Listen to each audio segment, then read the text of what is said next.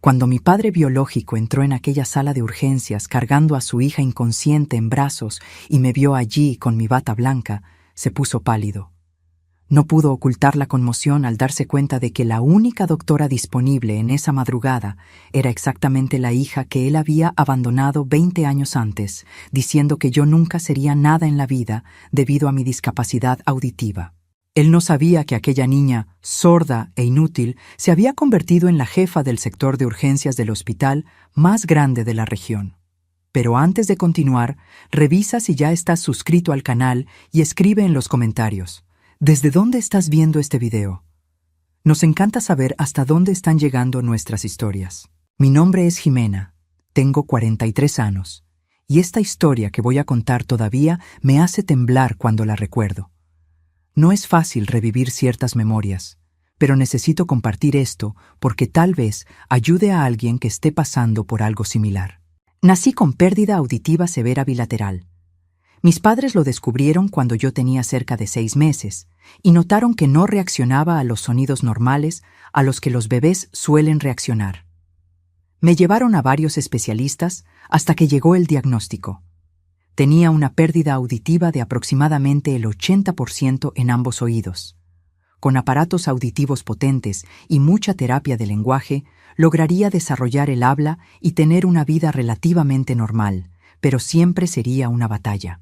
Mi madre, Rocío, era maestra de literatura en una escuela pública. Nunca tuvo mucho dinero, pero tenía algo mucho más valioso: determinación. Desde el momento en que supo de mi condición, se convirtió en una guerrera incansable. Aprendió lengua de señas conmigo. Pasó noches estudiando sobre la sordera, me llevaba a todas las terapias, incluso cuando eso significaba tomar 3 camiones diferentes. Conocí a mi padre, Joaquín, a través de fotos y de las pocas historias que mi madre compartía cuando yo insistía mucho. Se habían conocido en una fiesta de graduación. Él era ingeniero, exitoso, guapo, lleno de planes grandiosos. Fueron novios por 1 año antes de casarse. Mi madre dice que los primeros meses fueron como un cuento de hadas. Cuando ella se embarazó de mí, Joaquín estaba extasiado. Hablaba de tener un hijo perfecto, de criar un campeón, de darle al hijo todas las oportunidades que él no tuvo.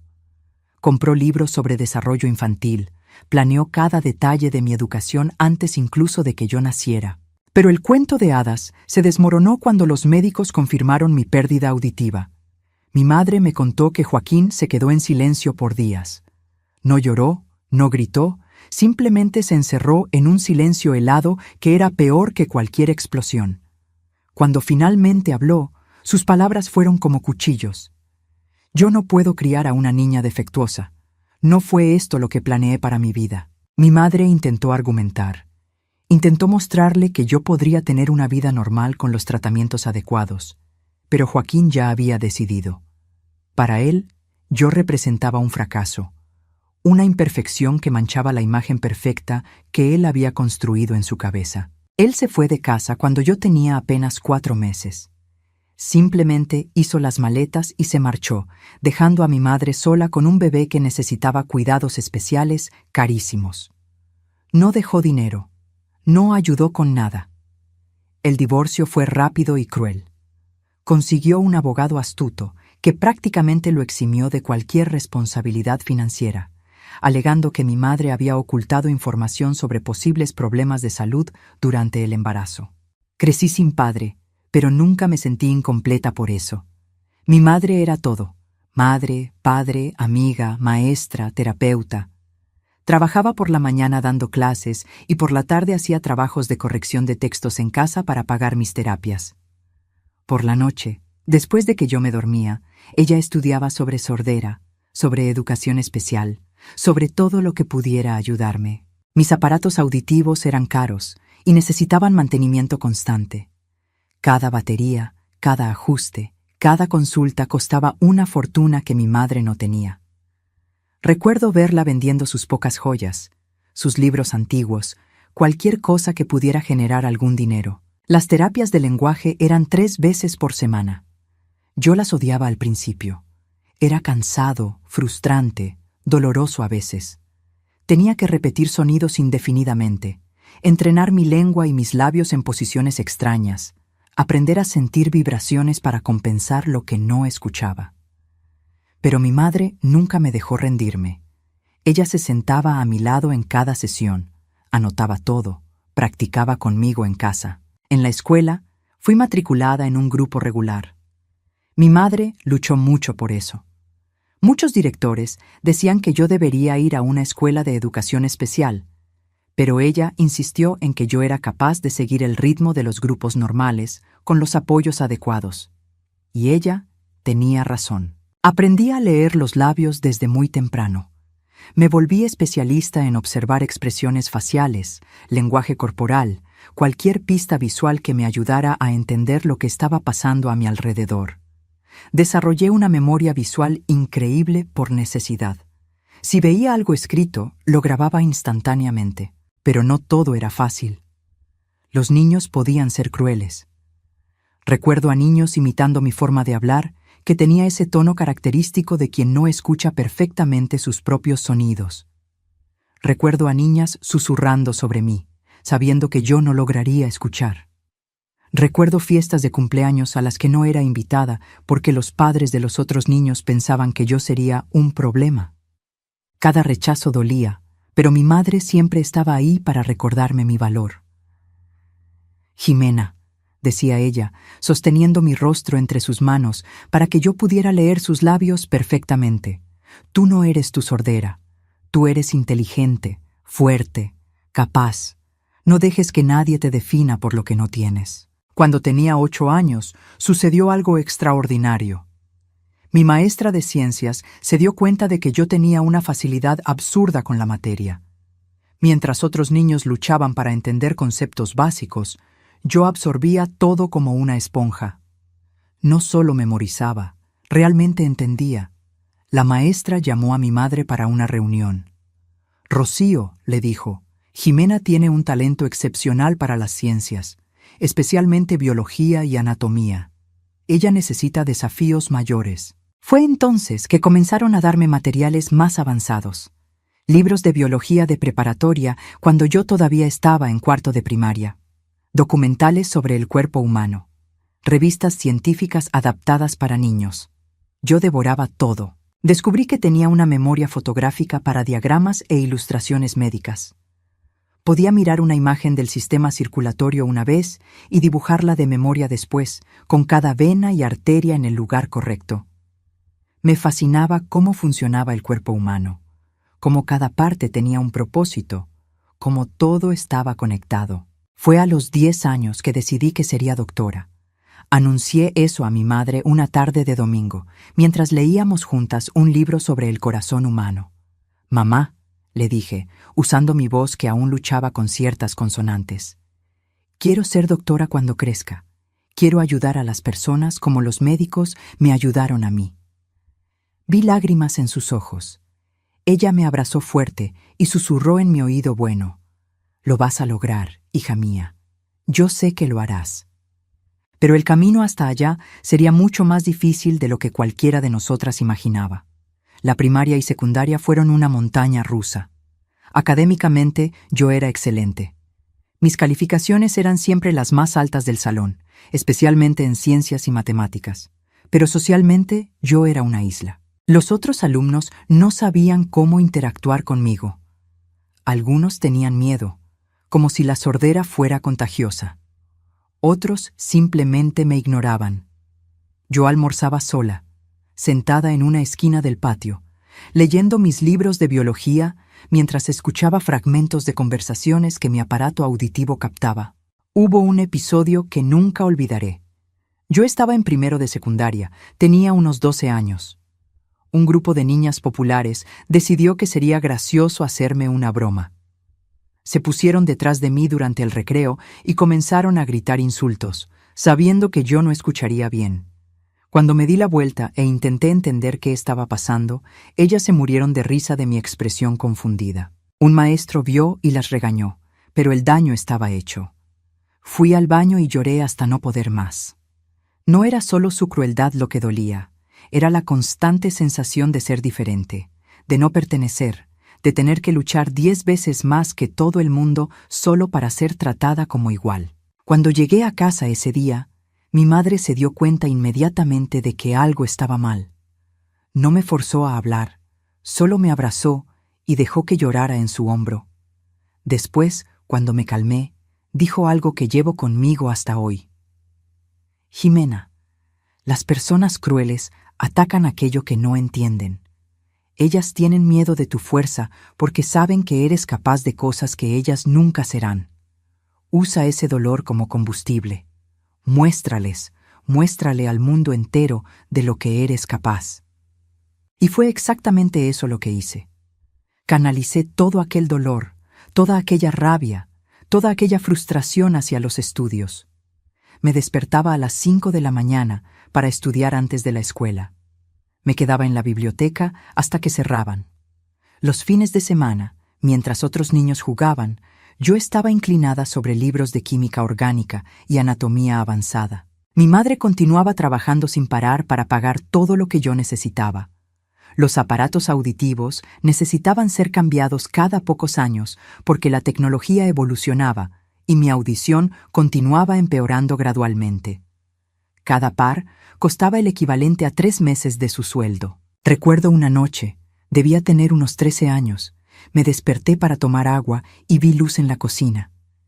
Encontré a mi madre sentada a la mesa, rodeada de cuentas, con la cabeza entre las manos. Estaba llorando silenciosamente. Me quedé parada en la puerta, sin saber qué hacer. Entonces ella notó mi presencia y rápidamente se secó las lágrimas, intentando sonreír. Pero yo lo había visto. Había visto el peso que ella cargaba sola. «Mamá», le dije, sentándome a su lado, «podemos renunciar a los aparatos nuevos. Yo me las arreglo con estos». Ella me miró con una expresión feroz. «Jamás. Tú vas a tener todo lo que necesitas para realizar tus sueños. Yo encontraré la manera». Y la encontró. Comenzó a dar clases particulares por la noche, después de que yo me dormía. Vendía pasteles y dulces a los vecinos los fines de semana. Aceptaba cualquier trabajo extra que apareciera. Ella se mataba trabajando para que yo pudiera tener una oportunidad. En la preparatoria, las cosas comenzaron a cambiar. No es que los alumnos se hubieran vuelto más amables, pero yo había desarrollado una piel gruesa. Aprendí a ignorar comentarios malintencionados, a enfocarme en lo que realmente importaba. Y lo que importaba era entrar a una buena universidad y convertirme en doctora. Mis maestros quedaron impresionados con mi dedicación. La maestra de biología me llevó a participar en olimpiadas científicas. Gané medalla de oro en la Olimpiada Estatal de Biología cuando estaba en segundo año. Fue la primera vez que me sentí verdaderamente reconocida por mi mérito, no definida por mi discapacidad. Comencé a investigar sobre medicina y sordera. Descubrí que existían muy pocos médicos sordos en el país. La mayoría de las personas creía que era imposible ejercer medicina con una discapacidad auditiva severa. Decían que yo no lograría usar un estetoscopio, no escucharía a los pacientes, no lograría trabajar en urgencias. Cada imposible que escuchaba solo me motivaba más. Comencé a investigar tecnologías de asistencia, estetoscopios amplificados, sistemas de subtitulado en tiempo real. Si no existía una herramienta que me permitiera hacer algo, yo descubriría cómo crearla. Durante el tercer año de preparatoria, comencé a prepararme específicamente para el examen de admisión de medicina. Era considerado uno de los más difíciles del país. Cientos de candidatos disputando pocas vacantes. La competencia era brutal. Yo estudiaba de 14 a 16 horas por día. Mi rutina era mecánica. Despertaba a las 5, estudiaba hasta las 7, iba a la escuela, regresaba a las 6 de la tarde, estudiaba hasta medianoche. Los fines de semana pasaba el día entero en la biblioteca. Mi madre se preocupaba por mi salud. «Jimena, necesitas descansar», me decía. Pero yo no podía parar. Sabía que tendría que ser no solo buena, sino excepcional. Tendría que compensar cualquier duda que mi sordera pudiera generar. Algunos maestros bien intencionados intentaron convencerme de elegir otro camino. «Jimena, eres brillante, pero medicina es muy exigente. Tienes que escuchar estetoscopios. Tienes que comunicarte en emergencias ruidosas. ¿Ya pensaste en ser investigadora? ¿O maestra de biología? Yo agradecía educadamente y continuaba en mi camino. No iba a dejar que nadie me desanimara. Tenía un objetivo y nada me desviaría de él. El día del examen de admisión llegó. Recuerdo cada detalle de aquella mañana. Me desperté a las 4:30, demasiado nerviosa para volver a dormir. Me puse mis mejores aparatos auditivos, aquellos para los que mi madre había vendido su auto viejo para comprar. Repasé mis apuntes por última vez. Mi madre hizo mi desayuno favorito, aunque yo apenas lograba comer de tan ansiosa. En la puerta, antes de salir, me abrazó fuerte. Tú puedes, hija mía. Yo creo en ti. El examen era en 2 días. Primer día, conocimientos generales, español, matemáticas. Segundo día, biología, química, física. Cada pregunta valía oro. No había margen para el error. Me senté en mi pupitre, rodeada por cientos de otros candidatos. Miré alrededor y vi rostros confiados de jóvenes que habían estudiado en escuelas privadas carísimas, que habían tomado cursos propedéuticos de élite, que tenían padres médicos orientando cada paso. Y allí estaba yo, la chica sorda de la escuela pública, con aparatos auditivos ruidosos y una madre maestra que había vendido todo para darme esa oportunidad. Cuando el supervisor dijo, «Pueden comenzar», respiré hondo y abrí el cuaderno de examen. Todas aquellas horas de estudio, todas aquellas noches en vela, todo aquel sacrificio de mi madre, todo se resumía a este momento. Y yo iba a arrasar en aquel examen. 3 meses después, cuando salieron los resultados, yo estaba en casa ayudando a mi madre a preparar la cena. El sitio web de la universidad publicaría los resultados a las 6:00 p.m. A las 5:50 p.m. ya estaba pegada a la computadora, con mi madre sentada a mi lado, sosteniendo mi mano. Mi corazón latía tan fuerte que lo sentía en las sienes. Cada segundo parecía una eternidad. Cuando el reloj marcó las 6:00 p.m., actualicé la página con manos temblorosas. El sitio estaba lento con tantas personas accediendo al mismo tiempo. Entonces lo vi. 5º lugar. Jimena López Castillo. 5º lugar general entre más de 3,000 candidatos. 5º lugar en medicina. No logré moverme. Me quedé mirando la pantalla, leyendo y releyendo mi nombre, como si fuera a desaparecer si parpadeaba. Mi madre gritó a mi lado, me sacudió, estaba llorando y riendo al mismo tiempo. «¡Lo lograste! ¡Dios mío, lo lograste!». Caí al suelo y lloré. Lloré por todas las veces que me dijeron que era imposible. Lloré por todas las noches que mi madre pasó despierta trabajando. Lloré por los aparatos auditivos caros, por las terapias interminables, por los rechazos, por las dudas. Lloré de alivio, de alegría, de gratitud. Mi madre se arrodilló a mi lado y me abrazó. «Yo siempre lo supe», susurró. «Siempre supe que eras especial». La noticia se esparció rápidamente. La chica sorda que entró a medicina en 5º lugar se volvió tema en la escuela, en el barrio. Algunos maestros lloraron cuando se enteraron. La directora me llamó para hacer un anuncio oficial y me abrazó frente a todos los alumnos. Pero no todo fue color de rosa. Cuando comencé la facultad de medicina, me di cuenta rápidamente de que pasar el examen de admisión era solo el primer obstáculo. El verdadero desafío estaba comenzando. El primer día de clases, entré en aquel auditorio inmenso y me sentí minúscula. Había unos 120 alumnos en mi generación. La mayoría venía de familias ricas, había estudiado en escuelas internacionales, hablaba 3 idiomas, y allí estaba yo, con mis aparatos auditivos y mi acento de quien no escucha perfectamente. Me senté en la primera fila, como siempre hacía. Necesitaba estar cerca del profesor para poder leer los labios y captar lo máximo posible con mis aparatos. Algunos compañeros me miraron con curiosidad, otros con desconfianza. Durante la primera clase de anatomía, el profesor habló rápidamente mientras mostraba diapositivas. Yo me esforzaba por seguir el ritmo, pero cuando él se volteaba hacia el pizarrón o caminaba por el salón, perdía pedazos de la explicación. Mi ansiedad aumentaba a cada minuto. A la salida, una compañera se acercó. Tenía el cabello rubio y largo y una sonrisa genuina. «Hola, soy Fernanda. Me di cuenta de que estabas teniendo dificultades para seguir la clase. ¿Quieres que formemos un grupo de estudio? Puedo pasarte mis apuntes». Fue el primer acto de gentileza genuina que recibí de un compañero en mucho tiempo. Fernanda se convirtió en mi mejor amiga en los años siguientes. Ella me ayudaba a llenar los vacíos de las clases. Me avisaba cuando los profesores hacían anuncios importantes. Peleaba con quien hacía comentarios malintencionados sobre mí. Porque, sí, había muchos comentarios malintencionados.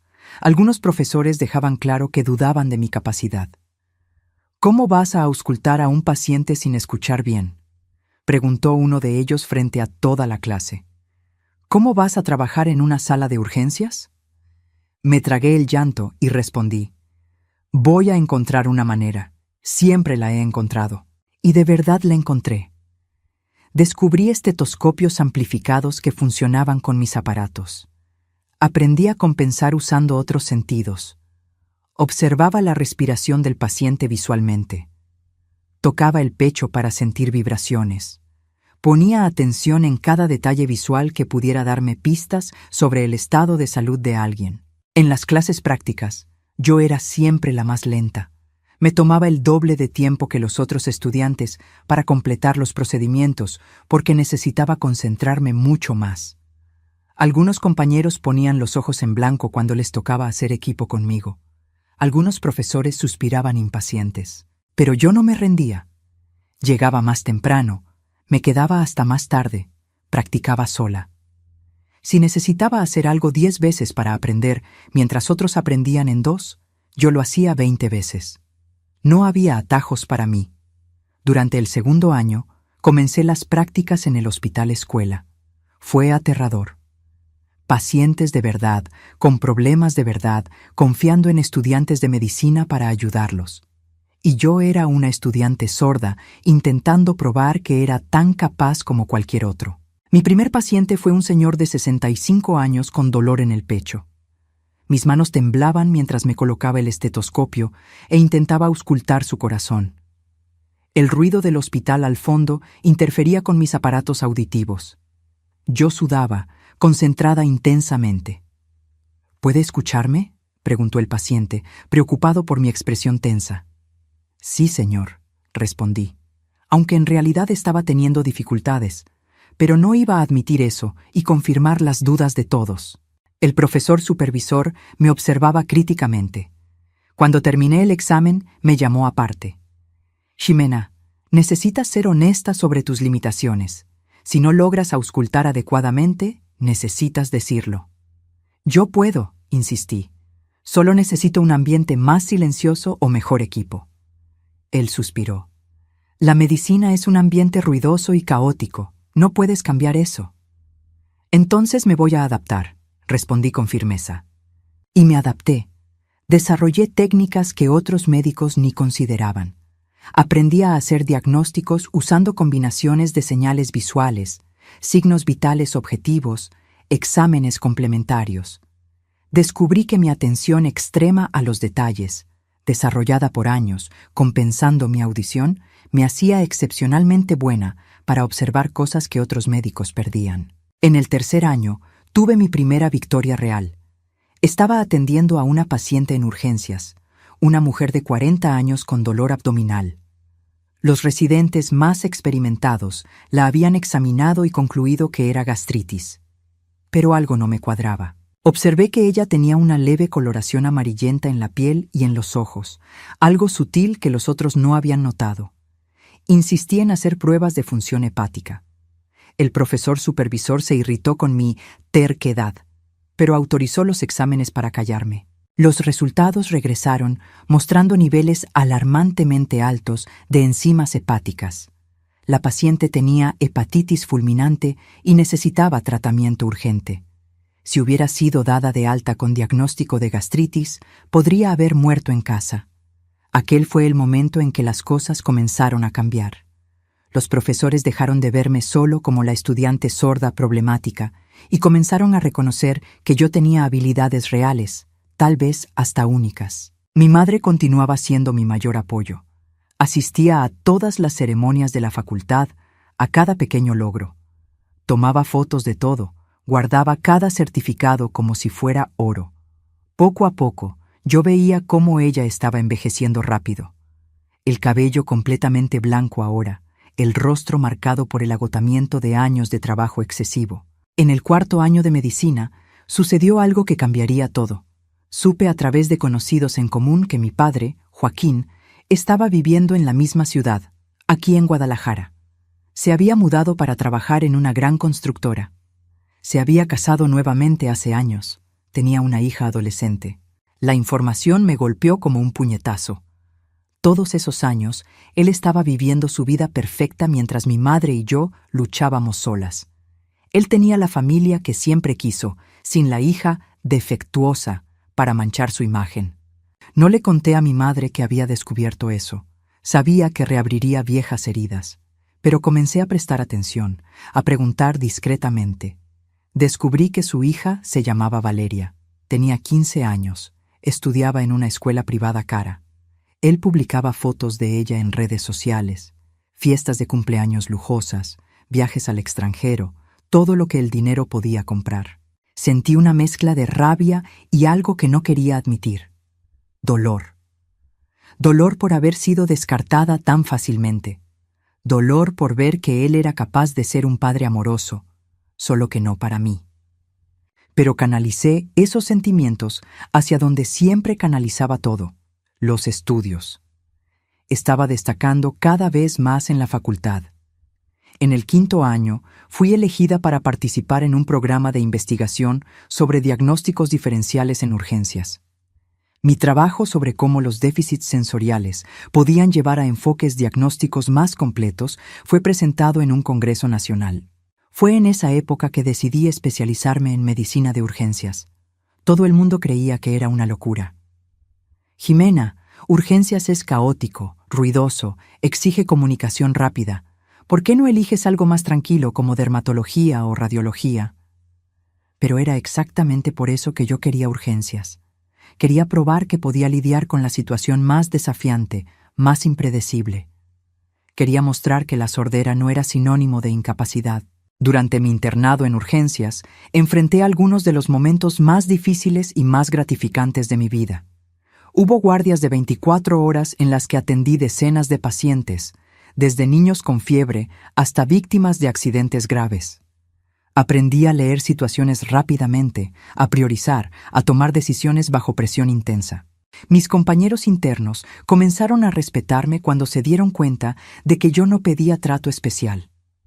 Yo asumía las mismas guardias agotadoras, atendía los mismos casos difíciles, me quedaba despierta las mismas 36 horas seguidas cuando era necesario. Y más, yo era buena. Desarrollé una reputación de ser meticulosa, de nunca perder detalles. Otros internos podían hacer historias clínicas rápidas y superficiales, pero yo no. Yo observaba cada movimiento del paciente, cada expresión facial, cada inconsistencia en el relato. Esa atención extrema a los detalles me hizo detectar cosas que otros perdían. En el último año de la facultad, tuve que elegir dónde hacer mi residencia en medicina de urgencias. El Hospital General de Guadalajara era el mejor de la región, con el programa de residencia más disputado. También era el hospital donde mi supervisor de internado trabajaba y me había animado a postularme. Jimena me dijo un día tras una guardia particularmente difícil: «Tienes todo para ser una excelente urgencióloga. Tu discapacidad auditiva no es una limitación, es una perspectiva diferente. Tú ves cosas que los médicos con audición perfecta no ven porque no necesitan compensar. Postúlate al Hospital General. Yo te voy a recomendar». Hice el examen para la residencia.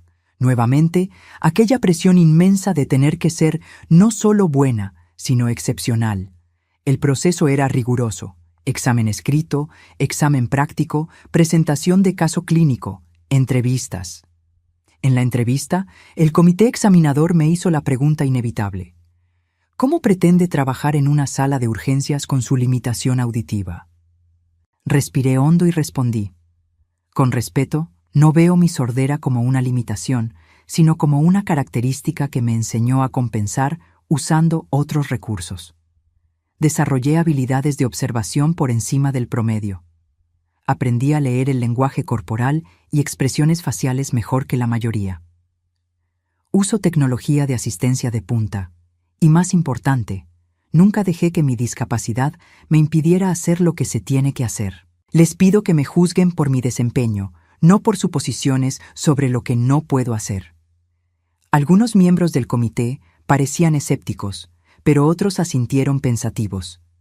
Cuando salí de aquella sala, sabía que había dado todo de mí. El resultado dependería de si ellos lograban ver más allá de los prejuicios. 2 semanas después, recibimos los resultados. Tomé el sobre con manos temblorosas. Dentro había una carta de aceptación. No solo había pasado, sino que había quedado en segundo lugar entre más de 200 candidatos. Mi madre lloró cuando le conté. Esta vez eran lágrimas de puro orgullo. Mi niña va a ser doctora de urgencias en el mejor hospital de la región, dijo ella, abrazándome. Siempre supe que llegarías lejos. Comencé mi residencia en el Hospital General con 26 años. Era 2009. Los primeros meses fueron brutales. La residencia en urgencias es notoriamente exhaustiva, pero para mí era aún más desafiante porque estaba constantemente probando mi valor. Algunos residentes mayores me ponían a prueba a propósito. Me daban los casos más difíciles, me ponían en las situaciones más estresantes para ver si me quebraba. Pero yo había pasado la vida entera siendo puesta a prueba. Eso no era nada nuevo. Atendí traumas severos, paros cardíacos, sobredosis, intentos de suicidio, accidentes automovilísticos brutales. Vi personas morir a pesar de mis mejores esfuerzos. Salvé vidas que todo el mundo creía perdidas. Aprendí que la medicina de urgencias es una batalla constante contra el caos y el tiempo, y aprendí que yo era buena en eso, muy buena. En el segundo año de residencia, sucedió algo que pondría a prueba todo lo que había construido. Una noche, durante una guardia particularmente intensa, llegó una adolescente en crisis convulsiva. Tenía unos 15 años, estaba teniendo convulsiones repetidas, un cuadro grave llamado status epilepticus que podía causar daño cerebral permanente o la muerte si no se controlaba rápidamente. El equipo se movilizó inmediatamente.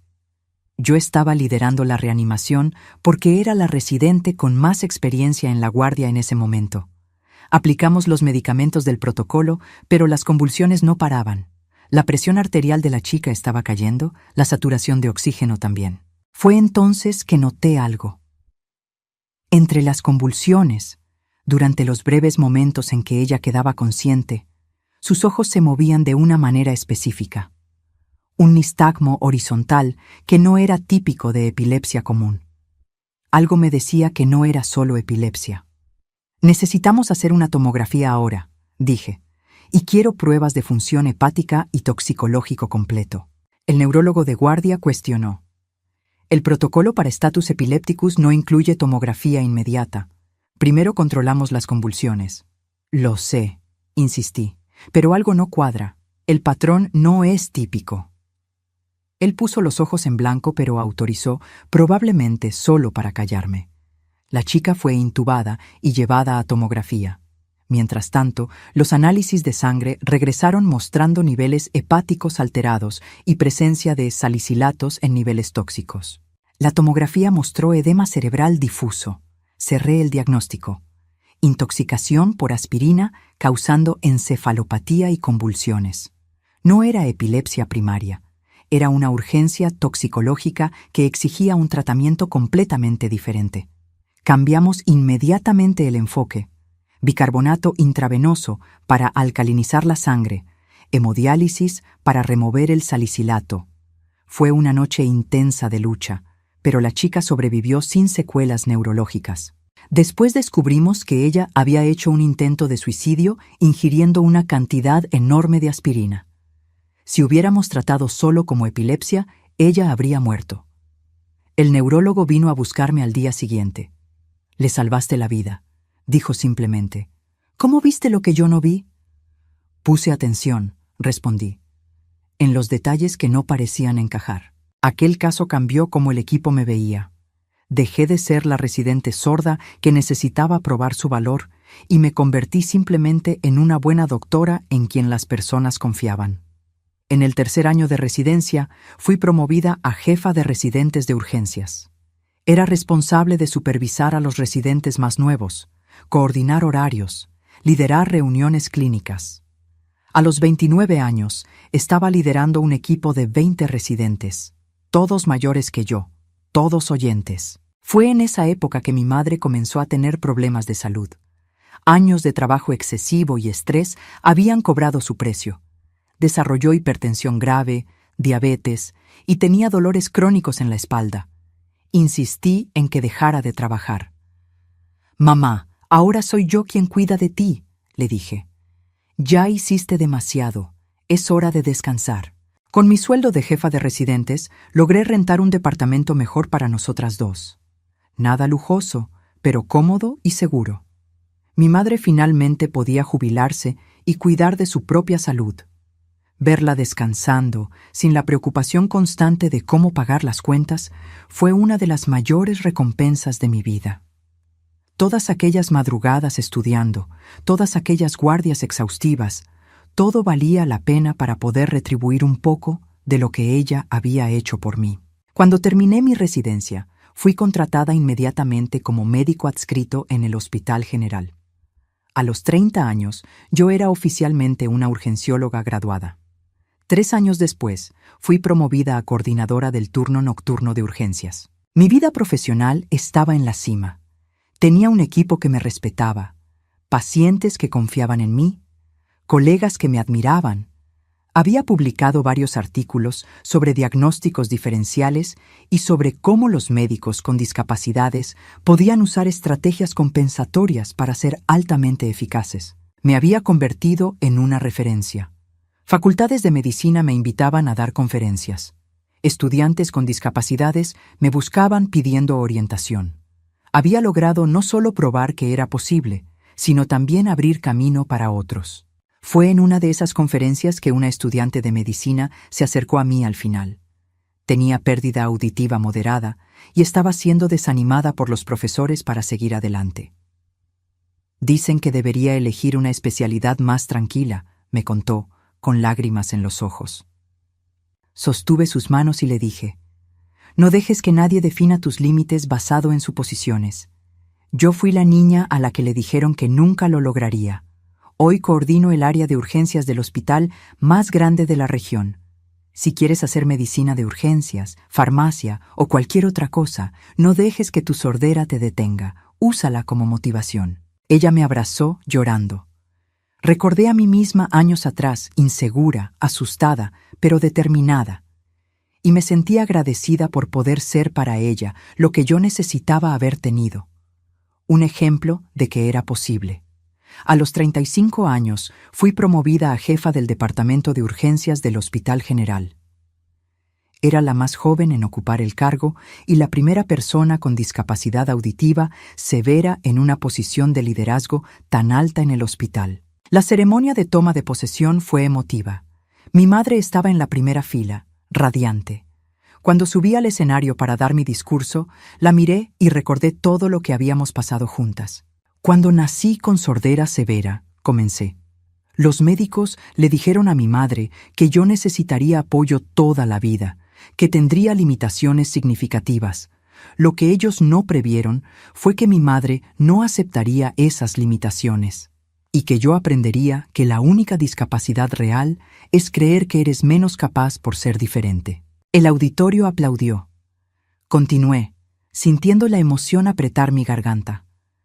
«Dedico este cargo a mi madre, que sacrificó todo para darme oportunidades que yo no tendría de otra forma. Y lo dedico a todos los niños con discapacidades que están siendo subestimados ahora. Ustedes son capaces de mucho más de lo que imaginan». Los siguientes años fueron intensos. Como jefa de urgencias, yo era responsable de todo: gestión de equipo, protocolos, compras de equipo, relación con otros departamentos. Trabajaba de 60 a 70 horas por semana, pero me encantaba. Amaba el desafío, la responsabilidad, la capacidad de hacer una diferencia a gran escala. Implementé nuevos protocolos que redujeron significativamente el tiempo de atención. Contraté y entrené médicos jóvenes y talentosos. Hice de nuestra sala de urgencias un modelo de eficiencia. Estaba con 43 años cuando todo esto sucedió en aquella madrugada que cambiaría todo. Era un martes, alrededor de las 3 de la mañana.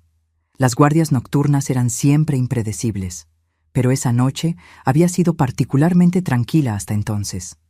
Yo estaba en el consultorio revisando expedientes cuando escuché la confusión en la recepción. Un hombre gritaba pidiendo auxilio. Incluso con mi audición limitada, la desesperación en la voz era inconfundible. Salí corriendo hacia el área de triage y vi a un hombre mayor cargando a una adolescente inconsciente en brazos. La chica estaba pálida, los labios amoratados, claramente en estado grave. «¡Alguien ayúdeme! ¡Mi hija no está respirando bien!», gritaba él. Fue entonces que nuestras miradas se cruzaron. Tomó unos segundos, pero vi el momento exacto en que él me reconoció. Sus ojos se abrieron como platos, su rostro se puso blanco. Era Joaquín, mi padre biológico, y la chica en sus brazos era obviamente Valeria, mi media hermana que yo nunca había conocido. El tiempo pareció detenerse. 20 años de rabia, dolor y abandono convergieron en aquel momento. Pero yo era una doctora, y había una paciente que me necesitaba. «¡Traigan una camilla!», grité al equipo. «¡Preparen la sala 1!». Los enfermeros corrieron. Quitamos a la chica de los brazos temblorosos de Joaquín y la pusimos en la camilla. Mientras corríamos hacia la sala de urgencias, comencé el examen primario. Pulso débil y rápido, respiración superficial, pupilas reactivas pero lentas. «¿Qué pasó?», le pregunté a Joaquín mientras el equipo conectaba monitores a la chica. Él estaba en shock, mirándome con una mezcla de miedo e incredulidad. Ella tiene epilepsia. Estaba teniendo convulsiones en casa y entonces dejó de respirar bien. ¿Hace cuánto tiempo? Unos 10 minutos tal vez. La traje lo más rápido que pude. Comencé a trabajar automáticamente. Oxígeno por mascarilla, acceso venoso, análisis de sangre, monitoreo cardíaco. La chica estaba en estado posictal prolongado, el periodo después de una convulsión grave cuando el cerebro se está recuperando. Pero algo no estaba bien. La respiración estaba muy deprimida. ¿Ella toma algún medicamento?, pregunté. Joaquín dudó. ¿Fenobarbital para las convulsiones? ¿Cuánto? ¿Cuándo fue la última dosis? Yo no sé exactamente. Ella se la toma sola. Lo miré con dureza. ¿Cómo no sabe la dosis del medicamento anticonvulsivo de su hija? Él se puso rojo. Mi exesposa generalmente se encarga de eso. Valeria estaba conmigo este fin de semana. Puse los ojos en blanco internamente. Claro. El mismo hombre que me abandonó porque yo no era lo suficientemente perfecta ahora ni se preocupaba por saber la dosis del medicamento de la hija perfecta. Los exámenes regresaron. Niveles de fenobarbital altísimos. La chica había tomado una sobredosis, probablemente accidental, pero posiblemente intencional. La respiración deprimida era por intoxicación medicamentosa. Está intoxicada con fenobarbital, anuncié al equipo. Necesitamos carbón activado, soporte respiratorio intensivo y tal vez diálisis dependiendo de cómo responda. Llamen a neurología y toxicología. Mientras el equipo trabajaba, salí para hablar con Joaquín. Él estaba en la sala de espera, con el rostro en las manos. Cuando me vio, se levantó. Jimena, dijo, y había tanto peso en ese nombre. Yo no sabía que trabajabas aquí. ¿Y eso cambiaría algo?, respondí fríamente. ¿Cómo estás? ¿Te convertiste en doctora? ¿No se dio cuenta por la bata blanca y por el hecho de que estoy salvando la vida de su hija? Él se encogió como si hubiera recibido una bofetada. Jimena, sé que no tengo derecho a pedirlo, pero por favor, necesitas salvar a Valeria. Ella es todo para mí. La ironía era tan pesada que casi dolía físicamente. ¿A diferencia de mí?, ¿Quiere decir? Me equivoqué, dijo él, y había lágrimas en sus ojos. Me equivoqué mucho. Cuando naciste, entré en pánico. No podía lidiar con la idea de tener una hija con discapacidad. Yo era joven, estúpido, egoísta. Usted era todas esas cosas. Estuve de acuerdo. ¿Y sabe qué es gracioso? Usted me abandonó porque yo no era lo suficientemente perfecta. Y ahora su hija perfecta está luchando por su vida porque tiene epilepsia grave, algo que probablemente es genético, viniendo de su lado de la familia. Él sollozó. Lo sé, créeme. La vida me mostró cuánto estaba equivocado. Cuando Valeria fue diagnosticada con epilepsia a los 6 años, fue como si el universo me estuviera castigando. No se trata de usted, le dije con dureza. Valeria no es un castigo. Ella es una niña que necesita ayuda. Y a diferencia de usted, yo no voy a abandonar a una paciente solo porque tiene un problema que no me gusta. Regresé a la sala de urgencias. Valeria estaba estable, pero aún inconsciente. La toxicóloga había llegado y estuvo de acuerdo con mi evaluación. Comenzamos hemodiálisis de urgencia para acelerar la eliminación del fenobarbital de su sistema. Fueron horas tensas. El equipo trabajó incansablemente. Yo supervisé cada detalle, cada medicamento, cada parámetro vital, no porque ella fuera mi media hermana, apenas la conocía, sino porque era mi trabajo salvar vidas. A las 7 de la mañana, Valeria finalmente comenzó a despertar. Sus ojos se abrieron, confundidos y asustados. ¿Papá?, llamó débilmente. Dejé que Joaquín entrara para estar con ella por unos minutos. Observé a través del vidrio de la sala mientras él sostenía su mano, llorando y murmurando algo que yo no lograba leer en los labios. Después de unos 10 minutos, entré nuevamente. Valeria, dije suavemente, soy la doctora Ximena. Tuviste una convulsión grave y tomaste demasiado medicamento. ¿Puedes decirme qué pasó? Ella me miró, luego a su padre, luego de vuelta a mí. Yo me estaba sintiendo rara. Pensé que necesitaba más medicina. No recuerdo cuántas pastillas tomé. Accidental entonces, no intencional. Eso era un alivio al menos, pero indicaba un problema mayor. Una adolescente de 15 años manejando sola una medicación potencialmente peligrosa. En los días siguientes, Valeria se quedó internada en observación. Yo ya no era la doctora responsable del caso. Se lo había pasado al neurólogo titular, pero supervisaba de cerca. Joaquín prácticamente vivió en el hospital durante ese periodo. Él intentó conversar conmigo varias veces. Yo lo evitaba cuando era posible, pero eventualmente me acorraló en un pasillo vacío.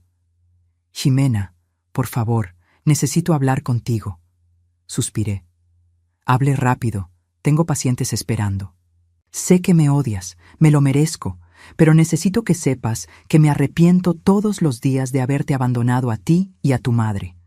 Cuando Valeria nació, pensé que podría empezar de nuevo, tener la familia perfecta que siempre quise, pero la vida no funciona así. No, no funciona, estuve de acuerdo.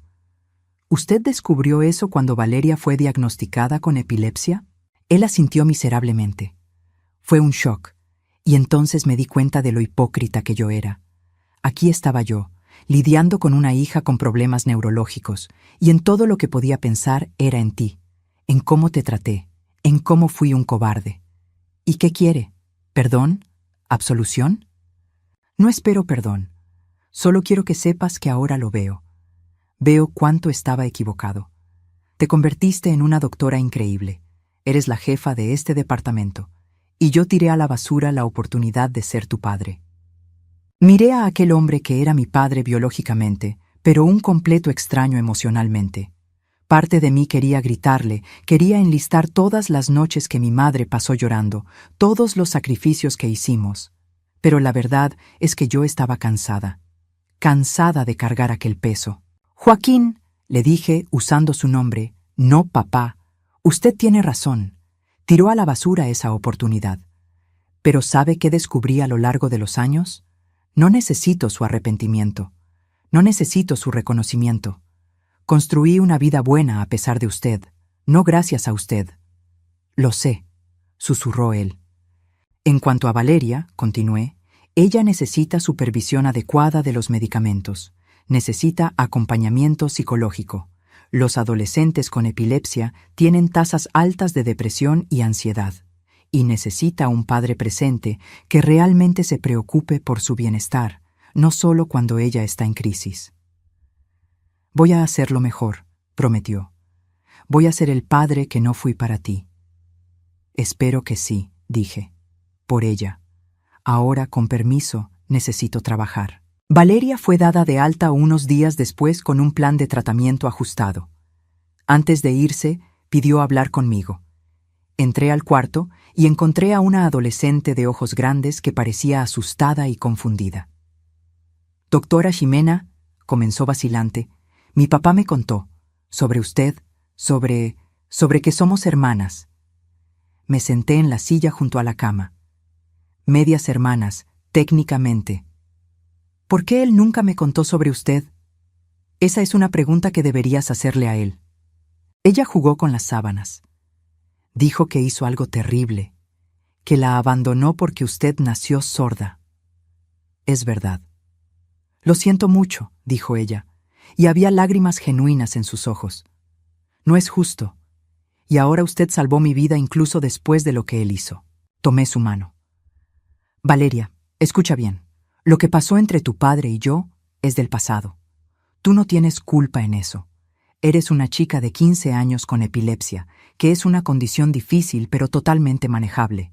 No dejes que eso te defina, y no cargues la culpa por los errores de tu padre. Ella lloró y me abrazó, y en aquel momento, toda la rabia que yo había guardado por años comenzó a disolverse. No porque Joaquín mereciera perdón, sino porque yo merecía paz. Después de que se fueron, regresé a mi oficina y llamé a mi madre. «Mamá», dije cuando contestó, «necesito contarte algo». Le conté todo, la aparición de Joaquín, Valeria, las conversaciones tensas. Mi madre se quedó en silencio por un largo tiempo después de que terminé. «¿Cómo te sientes?», preguntó finalmente. «No sé», admití.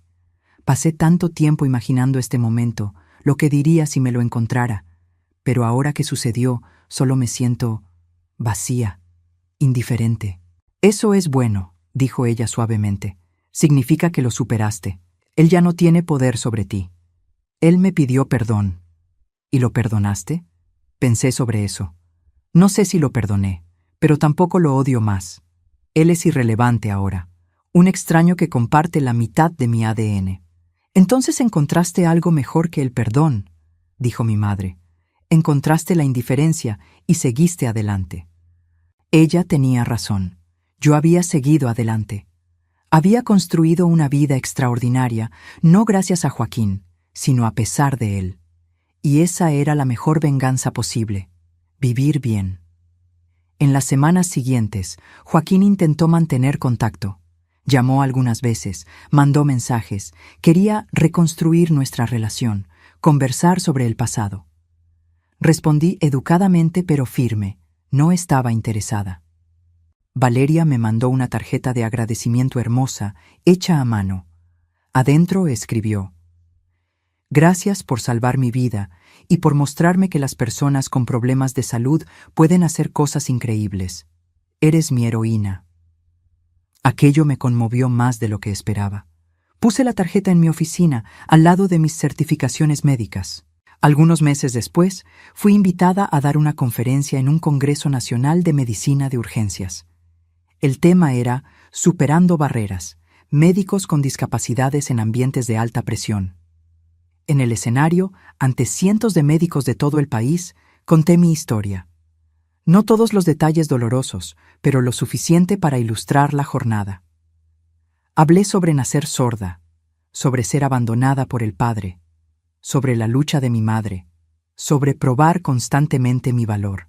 «La cuestión», dije al micrófono, leyendo los labios de la intérprete de lengua de señas que estaba a mi lado para asegurar que yo iba al ritmo correcto, «no es si van a enfrentar obstáculos, los van a enfrentar. La cuestión es cómo van a responder a ellos. ¿Van a dejar que los definan o van a usarlos como escalones?». El auditorio aplaudió. Después de la conferencia, decenas de personas vinieron a hablar conmigo. Estudiantes de medicina con discapacidades, padres de niños con sordera, médicos que trabajaban con poblaciones especiales.